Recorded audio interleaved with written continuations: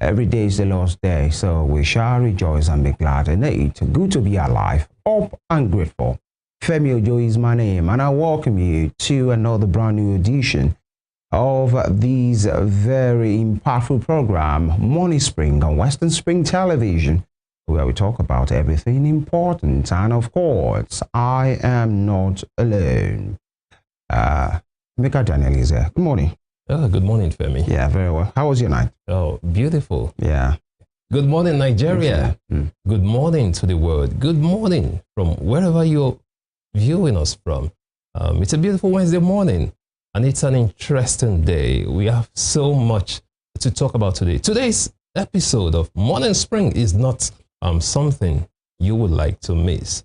Femi, today is a very special day. It is. We have a lot to talk about. Interestingly, on the 14th of May, 2013, President Goodluck Ebele Jonathan, in a nationwide television broadcast, made a declaration of a state of emergency on 3 states of the Federation, Adamawa, Borno, and Yobe states, as a result of insecurity.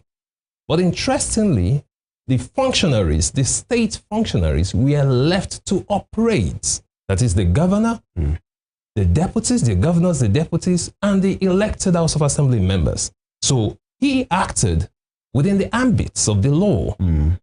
Yesterday, 18th of March, 2025, the President of Nigeria, President Bola Ahmed Tinubu, made a declaration in a nationwide television broadcast declaring Rivers State under a state of emergency and appointing a retired vice admiral as administrator, suspending the governor of Rivers State, Governor Siminalayi Fubara, his deputy, Ngozi Odu, and the elected members of the State House of Assembly.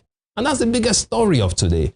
You do not want to miss today's episode of Morning Spring on Western Spring Television. Good morning once again, and welcome to Morning Spring. Emeka Daniel is my name. Thank you for joining us once again. Interesting text, interesting development, actually, coming from Rivers State. By the way, from Abuja to Rivers State. And the president, Bola Ahmed Tinubu, gave his reasons why he had to go to that level, because that's unusual, actually. It's not something that happens every day. And so it's just an extreme measure, if you ask me, of he say, responsible president will open his eyes, and watch things degenerate. So he invoked a section of the law, Section 305, 305, which been, generating ripples from yesterday, especially now. The state of emergency, just like the example you gave under Goodluck Jonathan, is not new. It's not unheard of. By the way, not just Goodluck Jonathan, it happened under former President Olusegun Obasanjo as well. Especially in this dispensation of this democracy that we are running right now. But the issue is it necessary? Has it gotten to that stage of declaring a state of emergency? How about the suspension of the governor Sim Fubara, and his deputy, Mrs. Ngozi, on this matter? And not just that, he spoke. We'll look into that in the course of the program. And we'll look at the legal angle to that. What does the law really say on that? Public opinions as well have been different on this matter. So, just like you rightly said, we have a lot to really talk about, because this is about our nation, Nigeria.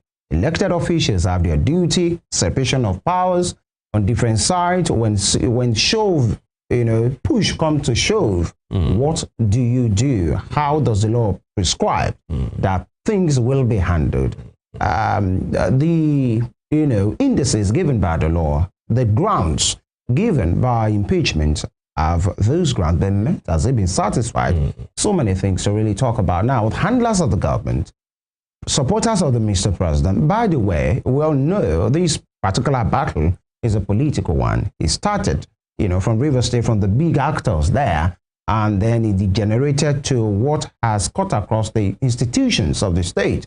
The executive on one hand, the House of Assembly on the other hand. Now there is a non-state actor, so to speak, who controls a faction of the camps.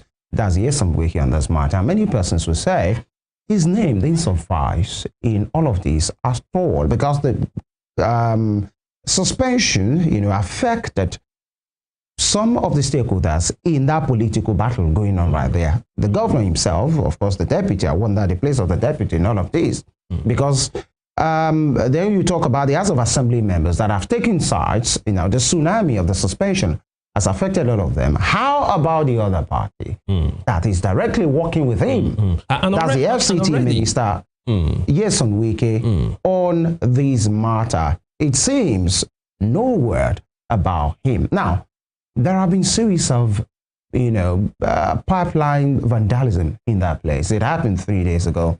Another happened yesterday. And just after the suspension we learned, another one has happened now. 3 vandalism cases in the last 3 days. That's not good enough. And by the way, we didn't just get here. There are some groups that have threatened that if anything happens to the governor, there will be consequences. We're there right now. Many questions to be asked. Absolutely. And again, a lot of people have spoken of the NBA, the Nigerian Bar Association, lawyers and other legal practitioners have already spoken of. As the president acted within the ambits of the law by suspending the governor, his deputy and elected members of the House of Assembly. As soon as I saw that news, the first thing I did was to quickly go to Section 305 of the Nigerian Constitution and look at the conditions given for you to declare a state of emergency. The question is, a lot of people when you say you consulted the Constitution, yes, I might say, oh, Barrister no. As a Nigerian, thankfully, the Nigerian Constitution is written in English and not Arabic. It's a public, even if it's Arabic. Actually, yes, it's a public document. Anyone can actually go through that document. We'll have time so they talk gave about that. Conditions required for a state of emergency.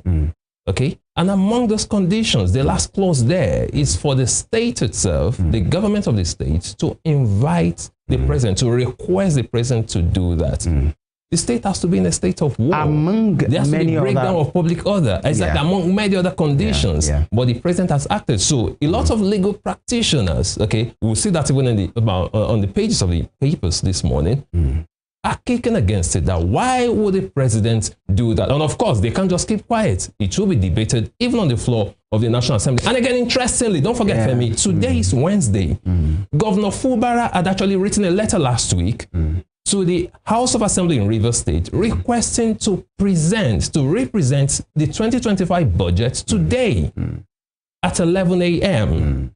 Then all of a sudden, something has just happened, and the whole story has changed. Just like we said, you really don't want to miss the program this morning. So many things to really talk about on this matter. Either the letter writer, Fubara in this matter, the letter receiver, or the person or the persons that the letter or presentation of budget has been written to.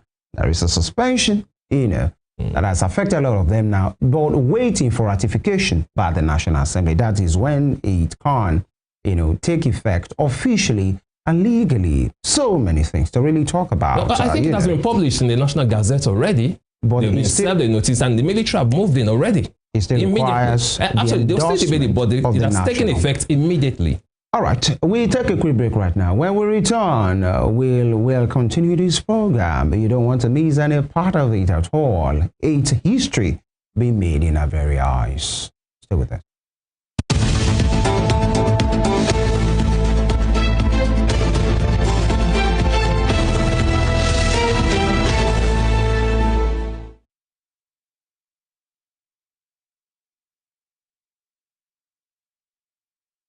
All right, so my point, first point of call will be the Nigerian Tribune, and of course, obviously, expectedly so, you expect the Rivers development, the state of emergency declaration, to be on the border of every newspaper, on the leaves of every person that cares about this nation. Tinubu puts Rivers under emergency rule. Tinubu puts Rivers under emergency rule. With a lot of riders there, one after the other, suspends governor, deputy, lawmakers for 6 initial months, and nominates retired Vice Admiral Ibes as administrator. State judiciary remains in place.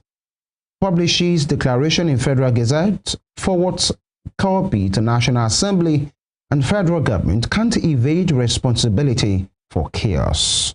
That's a reaction from Atiku.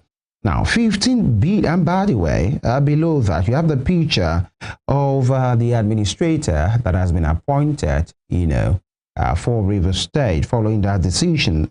Vice Admiral Ibok Ete Ekwe Ibas retired. That is the man. You're looking at his picture there. Away from that story, because we will have a lot of time to discuss that in the course of the program.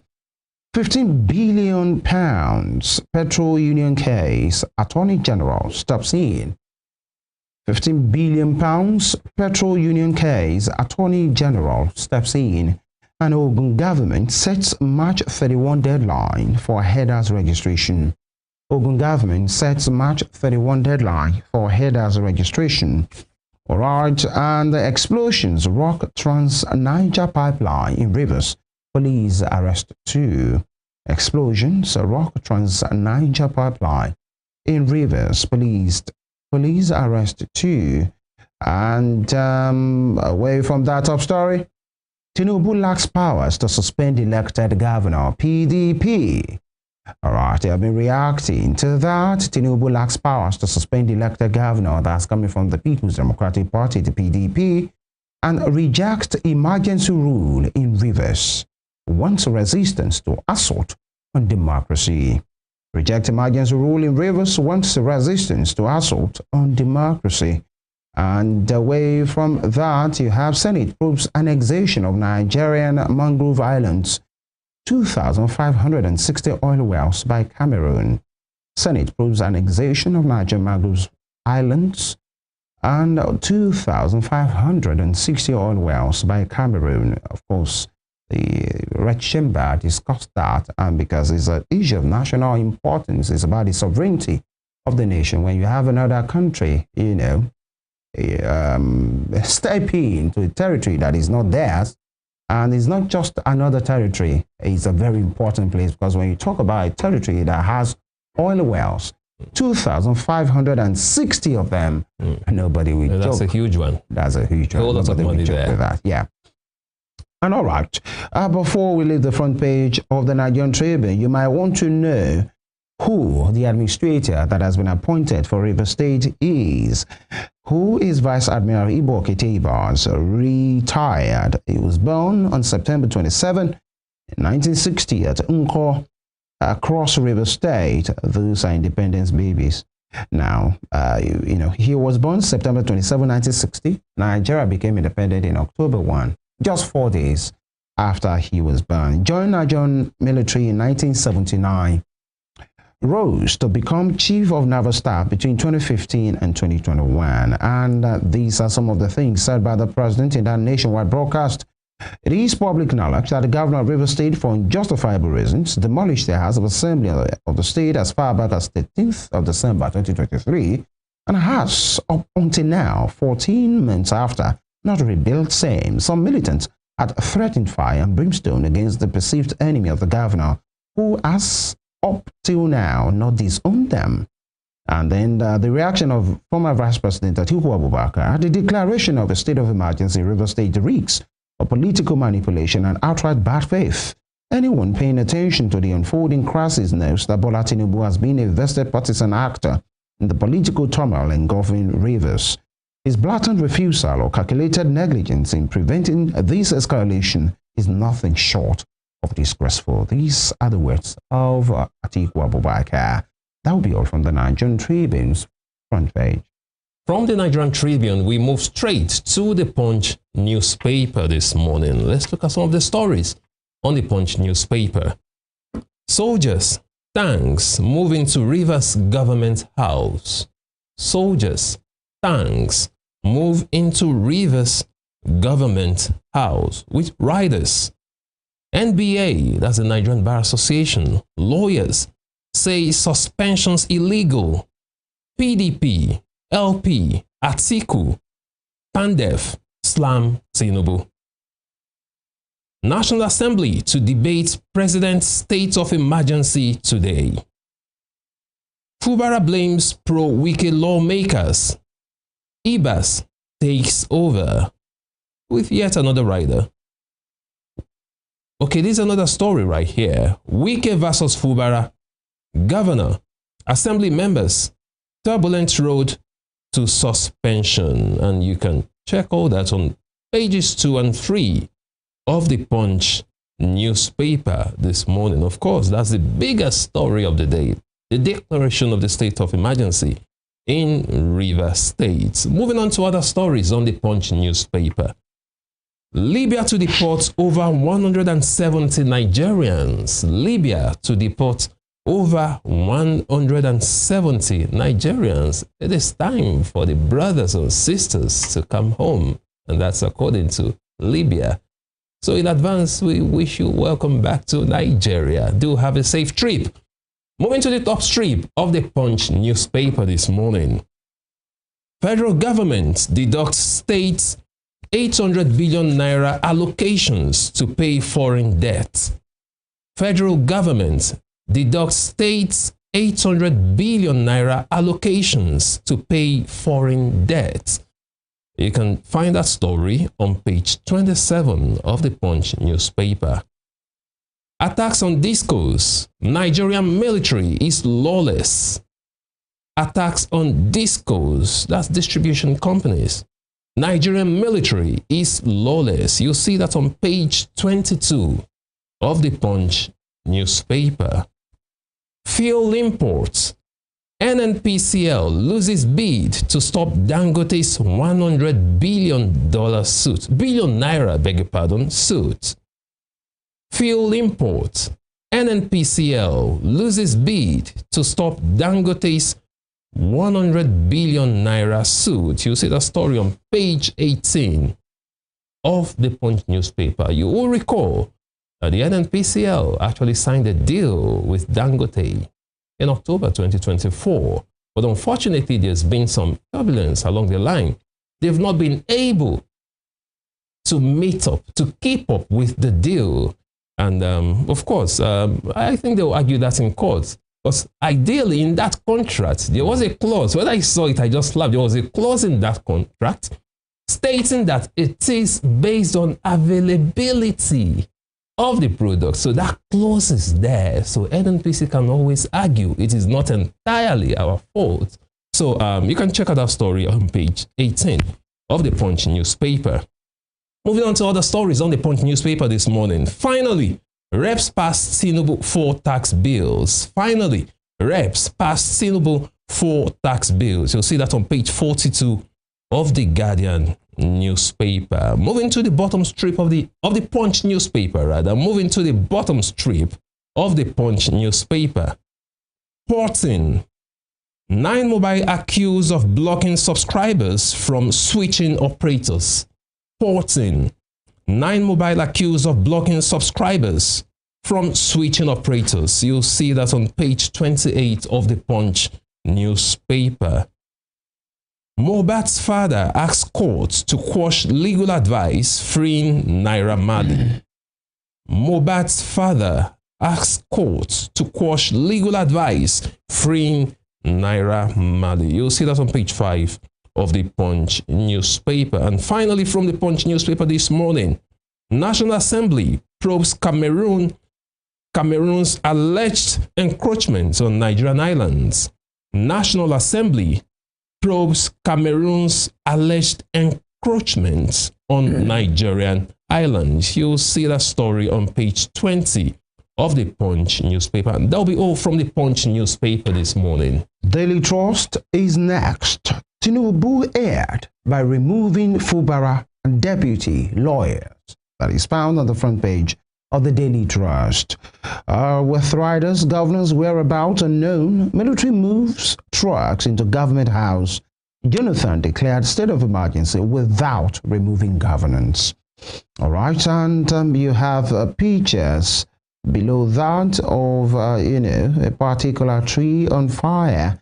Beside that, trucks of the military in Rivers State, a truck rather, with army load, of personnel in that. Below that, tuberculosis kills 71,000 Nigerians in 1 year.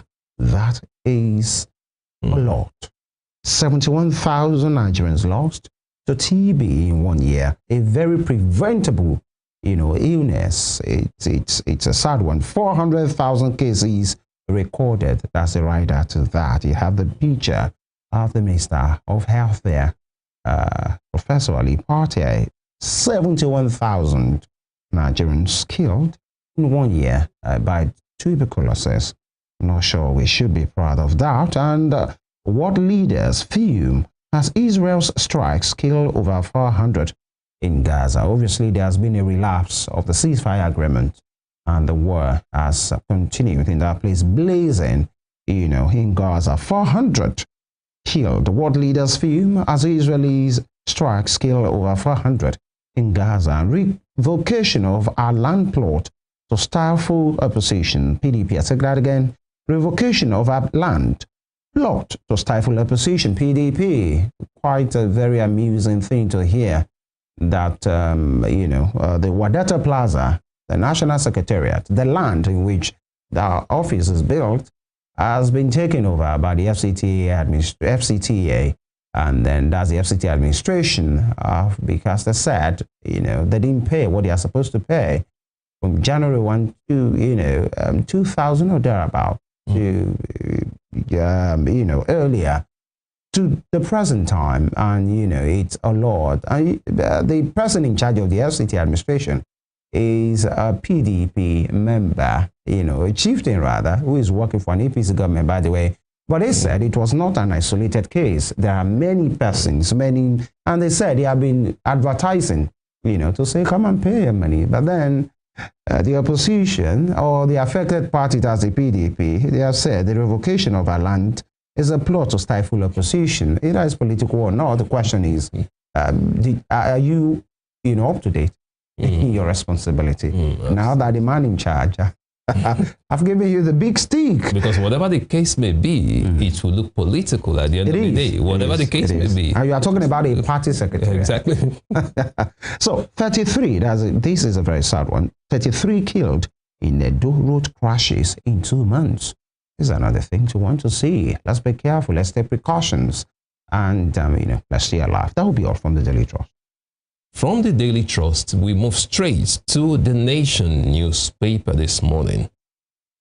On the Nation newspaper, Fubara Amewule gone with Tinubu's emergency declaration. Fubara Amewule gone with Tinubu's emergency declaration. With a rider, Ibas is Rivers administrator for 6 months. Breaking of export terminal pipeline triggers invocation of Section 305. Breaking of export terminal pipeline triggers invocation of Section 305. You can see the pictures there of Governor Fubara himself, of Amewule. They are out. Fubara is out. Amewule is out.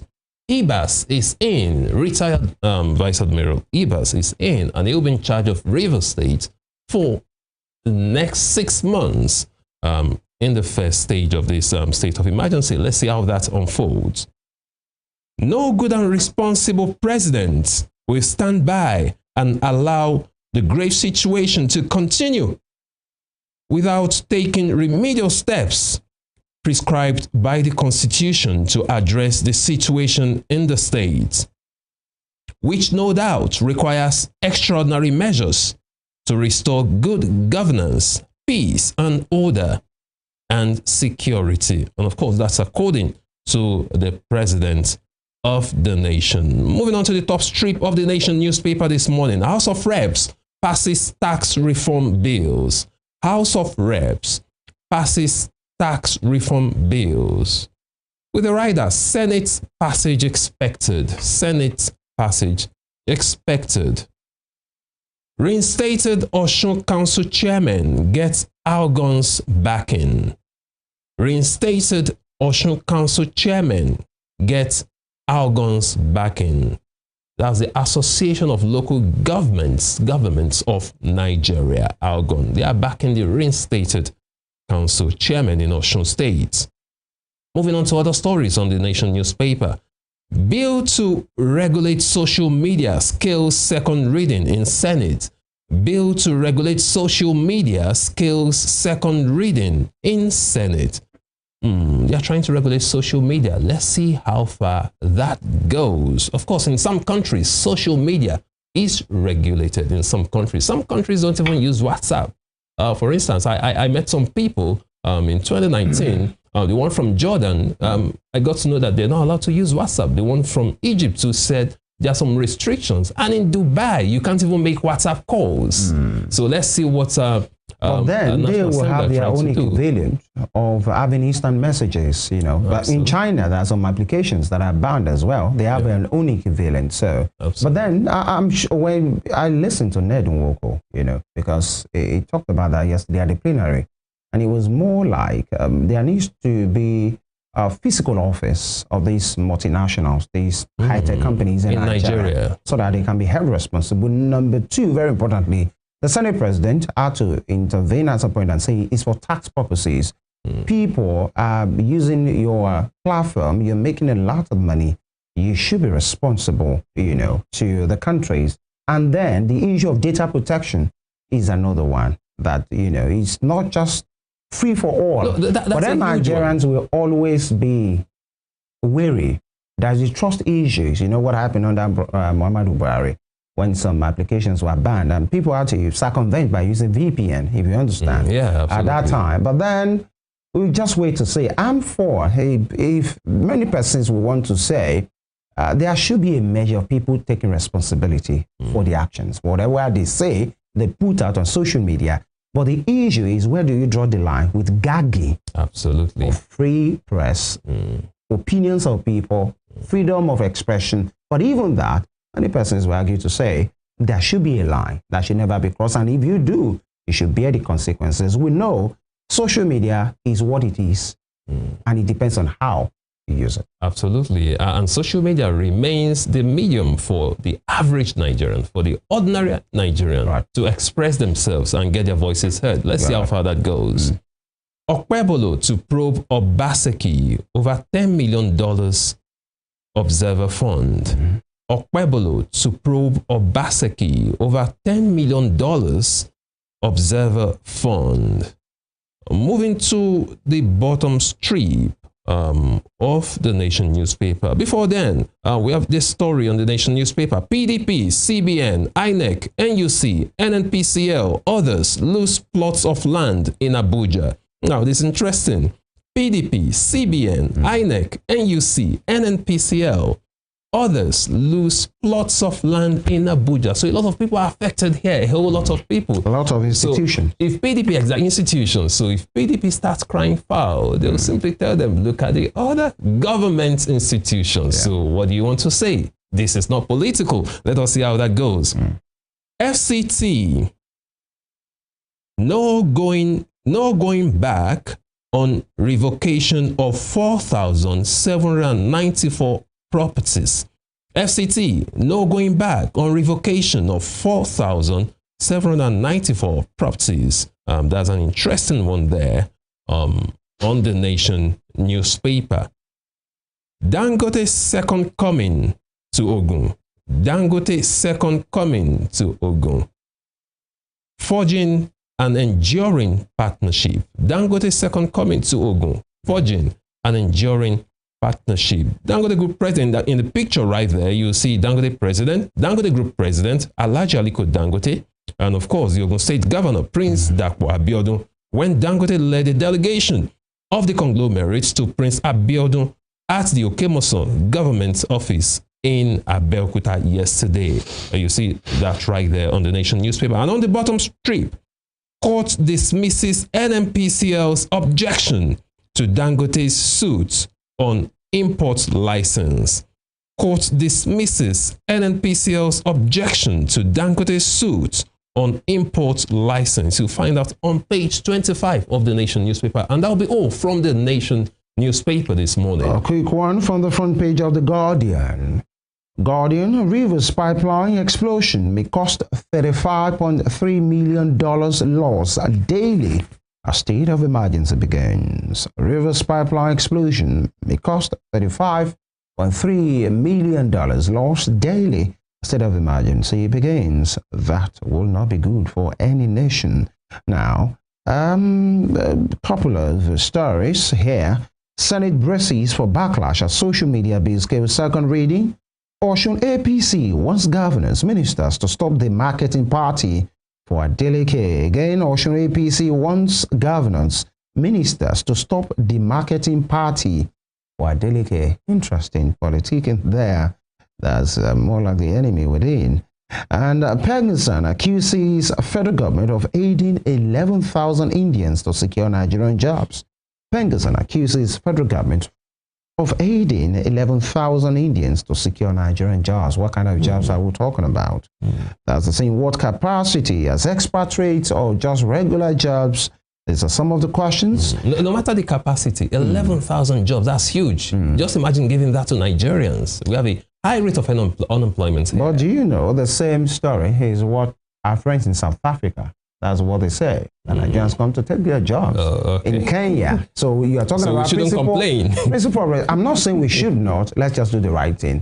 Whatever Nigerians have skills to handle, let us handle that. That's just it. But to bring people just because they are foreigners and come and so pretend on our people here, especially on the jobs that they have equal or maybe, more excellent ways of handling, is, our attitude to anything foreign. Yeah, even if you are from India, even if you are from, somewhere around Myanmar. As long as they are fair skinned. And interestingly, it might surprise you. It might interest you to know that sometimes these people are actually not more qualified than their Nigerian counterparts in the same organization. And they earn more. And apart from being qualified, they are not that schooled and well-read as our people. Absolutely. But then so many things. It's not just about that, but then I think that should be probed as well.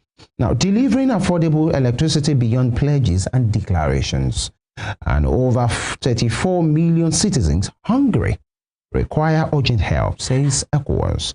Over 34 million citizens hungry require urgent help, says ECOWAS. By the way, your House of Rep members, I'm sure maybe your honorable member is there as well representing your constituency, were part of the guys that donated 705 million to the Nigerian president yesterday, to for what do they call it again, to deliver or to handle issues of the vulnerables, actually.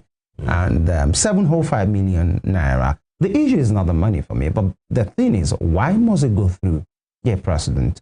That's patronizing. It's more like, we are loyal. Exactly. That's a huge sum of money. Baby, that's a huge sum of money. But the thing is, you can gather this money. You are representing your people. You have to now give it to the president to go and use it to help your people. Do you understand how ironic that is? Some persons elected you. Now you guys gathered some huge sum of money. Now went to give the president to say, handle it and attend to the issue of the vulnerables and the hungry people and all of those things. Meanwhile, the people that directly, elected you are there watching you to say, excuse us, what's wrong with these guys? Is it really support? Are they showing support to say we are, backing your administration? After all, many of them collected 160 million naira worth of jeeps just a year ago. So, as for the honorable member of the House of Assembly representing me, Honorable Lawrence Ngozi Okolie, by the grace of God, I know my leaders and I try as much as possible to hold him accountable. You should ask us. So I will ask him. Okay, I will ask him. He's among those. All right, quick one before we. All right, you have a right to, and we should all ask them questions. Now, Dangote Cement, salt, sugar businesses lose 423 billion naira to naira crisis. And weak naira pushes federal government state allocation to 15.2 trillion naira amid hunger. This is the second time the Guardian is mentioning hunger in his headlines today. And EFCC blames corrupt politicians, fraudsters for nation's bad image abroad. EFCC blames corrupt politicians, fraudsters for nation's bad image abroad. Mr. Olaolukoyede, why are we still blaming? You get to action instead of just blaming.